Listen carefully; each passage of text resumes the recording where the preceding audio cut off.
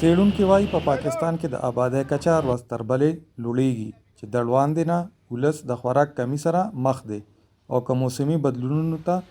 بندونه ونه تړلی شو نو دا کچه به نوره هم سیوا شي. دا په داسې حال کې ده چې د اګست په 15مه نیټه په پښتونخوا، سند او بلوچستان کې په لویه کچه سیلابونه راغلي وو او تیار فصلونه او ځمکې یې وړي دي چې له امله یې د خوراکي توکو په رسد کې کمی راغلی دی. او دا چې د موسمي بدلونونو سره د خوراک کمی څنګه راځي نو دا کروندګر وایي سپرلی چې کوم دی نو دا 15 هفتې 6 هفتې سپرلی دې ځله سپرلی چې کومه 15 ورځې وو او په دغه دوران کې یو ګرمي قدرت را پیدا کړه چې ونه پاڼې م نوې کړي او هغې د غنمو په دانه باندې دومره اثر پیسته چې هغه پخېدو نه مخکې 15 ورځې هغه دغه پاخه شو غنم نو د هغې په پیداوار کې کمی راغی. څېړونکي وایي چین، امریکا او هندوستان زیات خطرناک ګیسونه خارجونکي هیوادونه دي او پاکستان د هغې ښکار شوی دی خو نړۍ د دغې په قابو کولو کار کړی دی او پاکستان پرې ځان غلی کړی دی او دا به راتلونکي کې د قحط، وچکالۍ او نورو سیلابونو سبب ګرځي.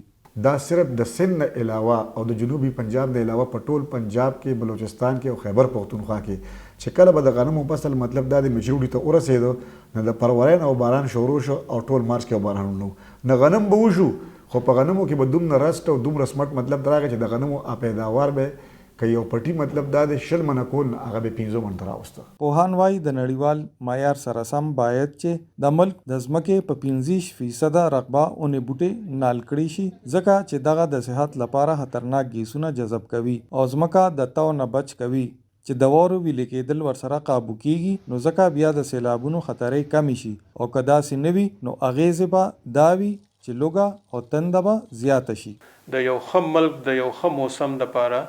تقریبا 15% رقبه پکار ده چې دا په ځنګلات وي. د دې نه علاوه زموږ چې کوم د شین کور ګیسز ورته موږ وایي ګرین هاوس ګیسز کوم چې کاربن ډای اکساید دی، کاربن مونوکساید یا سلفر ډای اکساید مختلف ګیسونه دي، میتین دی، د هغې په وجه زموږ د